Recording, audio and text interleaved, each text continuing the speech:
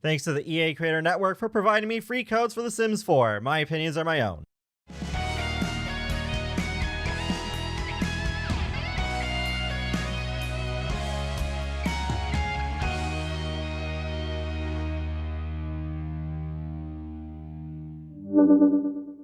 Hey folks, how's it going? This is Iron Seagull here, and it is that time of year again. 2024 is coming to an end, so it is time to do my New Year's special. I know last year I did split it into two parts with the recap and then my wish list for 2025, but I'm going to bring it back into one video again because honestly, my wish list is going to be almost identical to last year since almost nothing on that came true this year.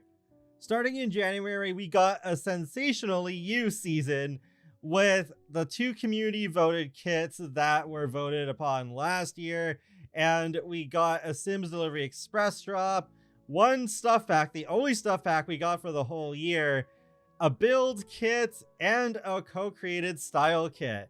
So that's a lot of kits, but that went from January all the way until April. Starting off with the Castle Estate kit, that was the winning build kit. So that was an interesting sort of style to get into, but at the same time, I think also really shows how limited in scope kits can be, because I just feel like they could have done more with providing set pieces for the castles. And one thing in particular that really stood out to me is that there's no torches. Just feel like they're a staple of every castle. I think they should just bring Sims Medieval back as a sequel so that it can flourish as its own game without being constrained by the limits of The Sims 4. On the same day, we got the other community voted kit, which is Goth Galore, and honestly, this one, while I voted for it, was not quite what I expected. I think what I expected fell more under Mall Goth, but this isn't quite what it is. It's not the worst Creative Sim kit by any stretch, but yeah, definitely different. Moving on to the month of February, towards the middle of the month, we got one of my favorite Sims Delivery Express drops, which was all about adding vitiligo for the first time ever in the Sims franchise. You could apply skin details of vitiligo to your Sim's face and body. As someone who's had vitiligo before, this means a lot to me. I'm very glad that they added this into The Sims. Then at the very end of the month, we got the Crystal Creation Stuff Pack. An interesting direction, not something I would use very often, but just like one of those things where I guess if you run out of things to do, it's like, okay, you could have a Sim make their own jewelry, and it even ties into engagements because you could make your Sims an engagement ring, so that's really cool. It is too bad that there are a couple of bugs that hold this pack back. As the only stuff pack released in all of 2024, it is too bad that it seems to be largely forgotten by the community now. I thought we would get 2 or 3 stuff packs a year at least, with the return of them finally happening late last year, but so far, not the case.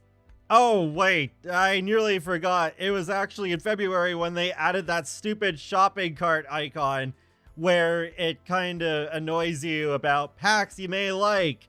And it's definitely the start of just some of the annoying freemium game like stuff this year. It's just like, yeah, the game went free in 2022, and now it seems like finally the effects of that are kicking in. I don't remember exactly when this year they started doing this. I think it was just before the Reaper's Rewards event, and oh, we'll definitely talk about those events later. But they also started shoving these full screen jump scare almost like ads in our faces on the main menu, like when they have the events or sales, and I think maybe other stuff sometimes too. But yeah, instead of those really tiny pop-ups, now they went to the other extreme. Fast forwarding to April, actually the day after April Fool's Day is when we got the first out of 2 parts of a collab with Ebonic Sims and Play in Color. And this one wasn't really much to write home about. It was just a couple of ombre versions of hairstyles we already had in the base game. Later on in the month, we did get the last 2 kits of this quarter. So there's the Party Essentials build kit in the Urban Homage Create a Sim kit, which the latter actually is another collab with Ebonics. And, well, Party Essentials was a kit. I didn't really find it all that interesting. Like, okay, yeah, cool, we got a disco ball, but it's definitely a kit I could do without. Urban Homage, though, is easily one of my favorite creative sim kits that we've received so far. Really love the fashion in that one. May was the start of the next season, the season of love. So we got 2 Sims Delivery Express drops in the form of 2 free stylish updates, and we got 2 destination kits, which I remember confusing people thinking we were getting world kits, but no, they're both build kits. And then lastly, we got 1 flirtatious expansion pack. Soon after, we got one of the free stylish updates in the form of a Sims Delivery Express drop all about swimwear. So we got a bunch of new recolors of existing meshes, but we also got a couple new swimwear options for the younger age groups. A nice bit of content leading into summer, and better than the previous Sims Delivery Express drop we received. Towards the end of May is when we got those 2 destination kits, Riviera Retreat and Cozy Bistro. I quite like the Riviera Retreat one. I love those waterfall rocks, especially with the nice sounds and the animation. And we did actually get a new drink that's exclusive to the drink tray from that kit. And overall, I think that is a nice theme.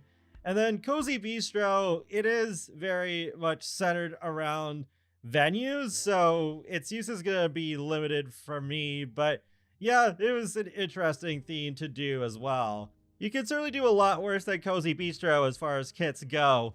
Unfortunately, the end of May was also the beginning of these freemium like events. So the first one of these was the Happy at Home login event, so at least all you had to do for that one was to log into your game every few days and you'd be rewarded for that. Though there was a major problem where if you reinstalled the game or just put the game on another computer, you wouldn't have the items anymore. So eventually, months later, they did patch the items in for everyone, which is what I wish they do for every event. So it's like, okay, you get early access to the items if you do the event, but at least then everyone could eventually get them for people who start playing the game later or just for whatever reason could not play the game during that time. And these events feel like they're just one step away from doing a full-on battle pass, and I would not put it past EA of all companies to do something like that for The Sims, even with the many DLCs that they've put out. And then we come to the Love Struck game pack, or, well, at least it should be in a game pack. That's basically what it is, but being sold at the price tag of an expansion pack. And we did get a free update just before that allowed us to set our Sims romantic boundaries. We could apply items across multiple outfits, like makeup, for example. We got some nails and eyelashes, finally. And also, we finally got rounded edges for pools. As for Love Struck itself, though, I think it left a lot to be desired. I already started seeing the red flags when things started getting leaked. Like, really? A whole expansion pack just around romance? I mean, even when we had romance theme packs for past Sims games, like Sims 1 Hot Date and Sims 2 Nightlife, there was still other stuff going on. Like with Hot Date, our Sims could actually leave the house for the first time ever. And we did get restaurants for the first time. Sims 2 Nightlife also had restaurants and cars and some other stuff. So it just didn't seem like there would be a whole lot going on here. And well, unfortunately, to me, that's what it really ended up being. I mean, I love the world of Ciudad Enamorada, inspired by Mexico City. There's some good Creative Sims stuff and some decent build by, but it really fell short in the gameplay for me, which is what I think matters most when it comes to expansion packs, especially because we already get plenty of smaller packs with not that much gameplay, but then the expansion packs I really think should deliver a lot more. But yeah, we finally got the romantic attraction system in The Sims 4. I thought social compatibility and growing together was meant to replace that, but no, we actually have both of them now. Oh yeah, and we finally got online dating with that Keep His Corner app after almost 10 years. It was pretty hectic around that release time though, because they needed to do, I think, almost half a dozen emergency patches. It was quite a few, more than normal, so that was pretty concerning. Back in May, I forgot to mention, they also announced that they put together a team dedicated to bug fixes. So this was their first test, though it sucks that this was all after the fact with fixing all this stuff, rather than Lovestruck releasing in a more stable state than it did. Then moving on to September, we got the last roadmap of 2024 to be continued. In my opinion, the most interesting theme they've ever done for a roadmap. So we had 2 kits on September 19th. Then towards the end of September, we had another event. And then Life and Death as an expansion pack. They just revealed it right there, the announcement and the release date. And they released it on Halloween. So that was an interesting time to release a Sims pack. And of course, more free content. They did surprise us with a couple more kits towards the end of the year, but we'll get to those later. So in September, we got Artist Studio and Storybook Nursery. Artist Studio, I don't know, I wasn't impressed with it a whole lot. I do like some of the messier swatches to make your Artist Studio feel more lived in, but the wood crafting table finally getting a new design after 10 years is my favorite part of this kit for sure. I keep forgetting that's a thing we can do in the game. Storybook Nursery was pretty neat though. That was a collab with popular creator 6MCC, and it is always nice getting more stuff for the younger age group since the game is often focused more on young adults. But yeah, there was some really cool stuff in there, though it was really unfortunate some of the glitches with the objects that they still need to fix. Oh yeah, I almost forgot this was the kit that came with that Sims 2 Pleasant View wallpaper. That was a really cute nod. It's even done in this sort of old-timey black and white style because the Sims 2 is really old now, I guess. Oh my gosh. I'm getting old! September also gave us a free update that introduced a whole bunch of swatches for base game items, some new heights for archways and doors, but the big highlight to me actually was that the game started running better, because they did introduce the ability to have the game run on DirectX 11 instead of DirectX 9. Technically in an earlier update they did introduce that, but with this update, it worked a lot better because before then, DirectX 11 mode was worse for me than it was on DirectX 9. I'm also very pleased that they finally fixed outdoor shadows so that they move realistically across the ground instead of awkwardly jumping every few seconds as the day progresses. Anyways, moving on, soon after we got the Reaper's Rewards event, and this is easily the worst of these so far because I know a lot of people had this event just completely break on them where they could not progress through the quest, and that happened to me twice actually, and it's not just from mods. I think that might have been the case the first time, but not the second time much later on in the event. So really weird. So many people have problems. I wish they would patch in all the rewards for everyone from this event too. Just awful. At least we didn't need to dwell on that for long though, because Life and Death was soon announced and released the same month, and this is easily the best expansion pack they've made since Cottage Living. And I was really surprised too, because this whole Life and Death theme didn't sound all that appealing to me. And some of these things like funerals, I won't use much in the long run because my Sims rarely die, but I can still acknowledge that this is a really high quality pack, so much better than Lovestruck earlier in the year. I mean, it's still hard to justify spending $40 US, but yeah, like compared to Lovestruck, which felt more like a game pack, this feels much closer to what an expansion pack should be in terms of both quality and quantity. We've never had the death aspect of The Sims explored in quite this way before, like being able to write wills and where there's different types of grief that your Sims can get. And then, of course, finally having funerals as an event and graveyards as a venue, and also having this whole Souls journey mechanic with the bucket list. I think that's probably my favorite part of the whole expansion pack. It ties really well into everyday gameplay. And of course, you have the usual new aspirations and traits. The Romanian-inspired world of Ravenwood, I think, turned out really well too, where you have the more realistic portions, but then you also have Morning Vale, where the veil between life and death is very thin. It has this very supernatural aura to it. As someone who likes doing both realistic and supernatural gameplay, I appreciate this approach. Another great example of this is that there's two careers. One is a rabbit hole, but more grounded in reality with the Undertaker career.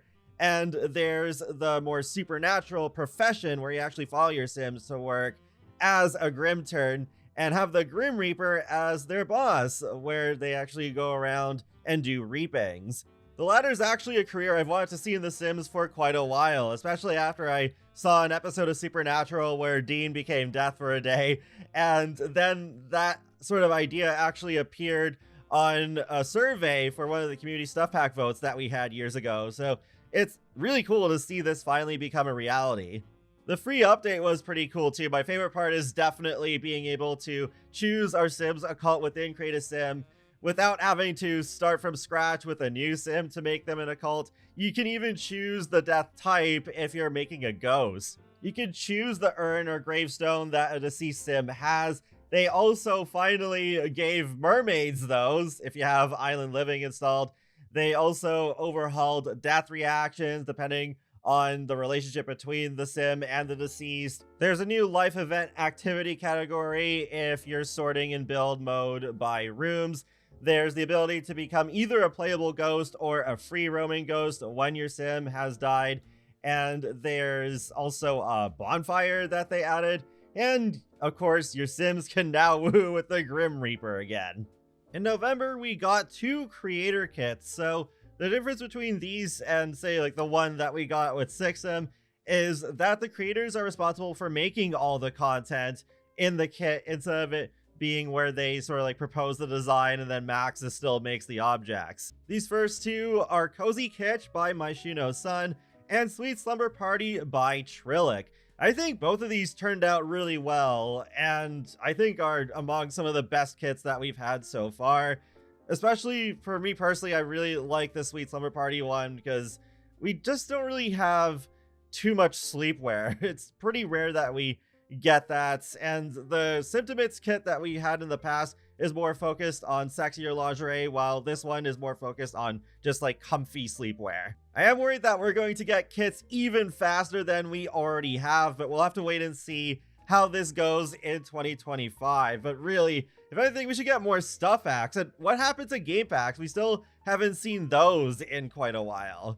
In December, we got the Cozy Celebration event. While I normally do like more of a challenge in my Sims gameplay, I'm glad that this one was really easy, so I could just get this stuff over with and just not have to worry about it until we probably get another event in a few weeks. And it worked surprisingly smooth for me. I only had one issue where I had to invite 3 Sims over, but then the counter kept resetting as Sims were coming into the lot.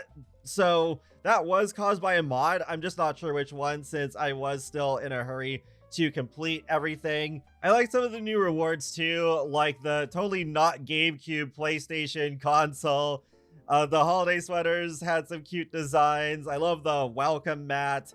And there's also a cute pair of slippers. So yeah, some nice little items, but I wish they'd be in a Sims Delivery Express drop instead. But actually, funny enough, we did get a Sims Delivery Express drop alongside this. We got some Romanian-inspired clothing, recipes, objects, as well as some new jackets, and a hot cocoa tray with various flavors to choose from. Overall, I think it was a nice little holiday surprise and not a bad way to end the year, event aside. So overall, for 2024, while there wasn't quite as much going on this year as last year, 3 expansion packs last year was a bit much, but it's unfortunate that one of the expansion packs felt more like a game pack, and then the only stuff pack had a pretty botched launch, and then so many kits just like, well, there's that.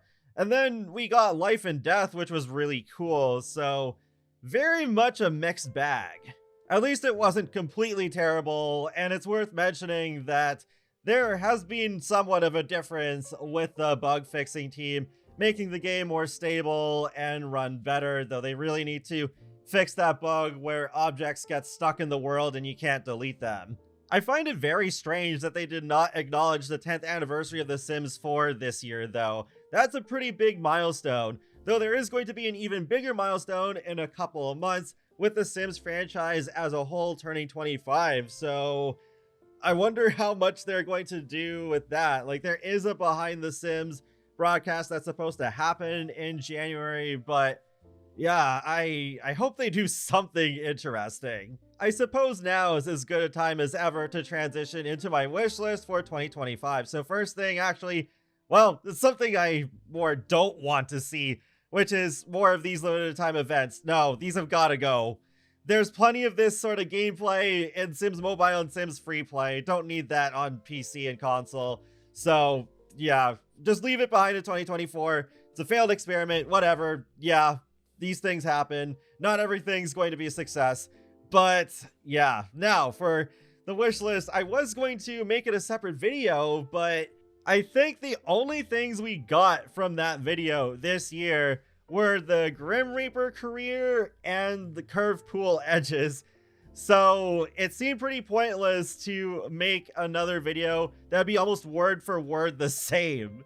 It's not like I've suddenly stopped wanting the things that I mentioned last year, like even the other cool stuff that I mentioned, such as slides and diving boards and more games to play in the pool. I would also like pool tables, though that's not a pool thing, of course. It just has the word pool in it, but I feel like that's a classic Sims object that's been snubbed so many times because there's been so many chances to have them in The Sims 4, and it's just not happened yet. At least for now, I'll keep enjoying the pool table mod by Utopia CC. That animation-wise is probably going to be way better than whatever Maxis will make for The Sims 4, but it still would be nice to have something in an official capacity. My most wanted thing, of course, is still cars. I talk about this every single year, and I'm getting tired of it. I wish they would just add them. I mean, if they're going to keep The Sims 4 going on for so long, though, I suppose it is more a matter of when rather than if, since there are still a lot of people who want them. And even without open world like we had in The Sims 3, I think there's plenty that you could do with them. I actually like the cars in The Sims 2 more because there are just more interactions that you could do. And especially with the free time expansion pack, then you could have this fixer-upper car that you could eventually drive too. And I think they could expand upon that. Maybe they could make an active career out of that where you work at a garage and then there's various customers who come in with all sorts of problems and they get more complicated as you get higher up in the profession. And it'd be kind of fun to also have to like wash your car every once in a while. That hasn't been a thing that they've done before. I don't know if they would bring back driving lessons for teenagers though. That was a cool aspect of The Sims 3 Generations, but yeah, if they were to do that, that'd have to be a rabbit hole in The Sims 4. Of course, they gotta bring back car woohoo too, and then that could be a woohoo animation that's not just a slight alteration of the closet woohoo animation we've had since Get Together.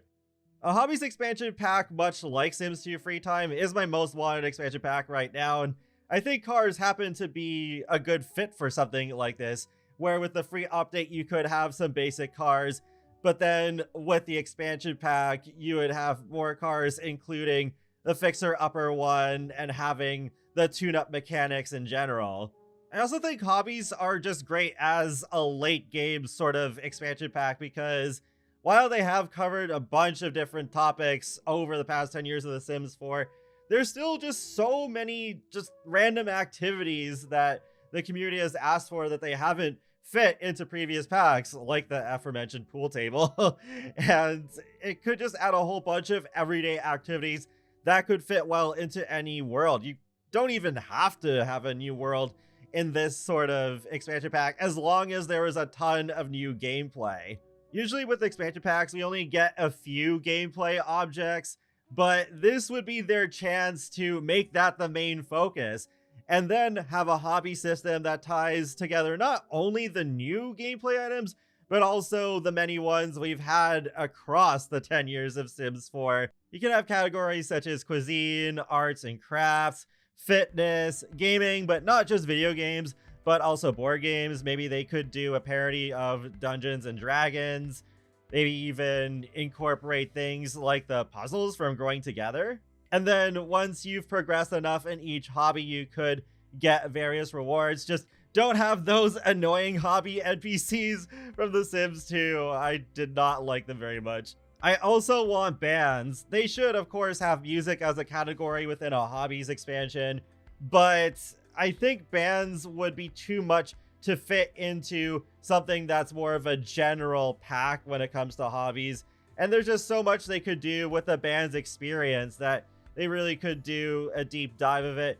We had them in The Sims 3 Late Night, but I was still left wanting more with them because they were purely instrumental. You could not have a vocalist as part of your band, even when we did get vocalists in the Showtime expansion later on. And it'd be so fun if we could make our own albums and merch, and then they could even be heard on the radio from time to time. I mean, I've already made videos about this before, even when very recently I went over some possible hints for a band's expansion. Hotel management is another big one, but for that, they would probably reuse a lot of mechanics from For Rent, so they need to fix that pack first.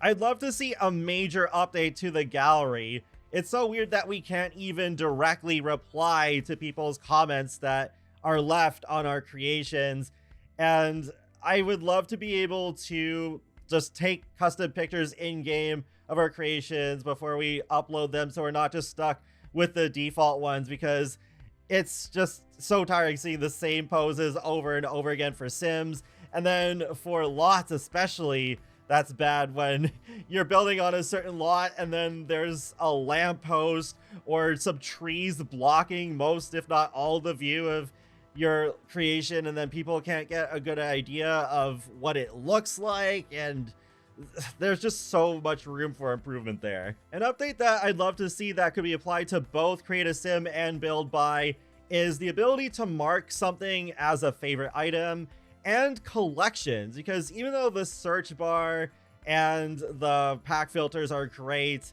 I think it would still be great to have a couple more ways to organize what we want and be able to access them more easily. It'd be especially helpful with custom content or even very specific wants. Like in The Sims 3, I had a collection called Obscure that consisted both of custom content and Maxis items that I kept forgetting I had in the game, but wanted to use them more often.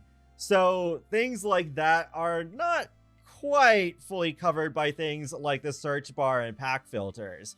Oh yeah, and where the heck are the burglars? That's an iconic Sims NPC that we still don't have in The Sims 4.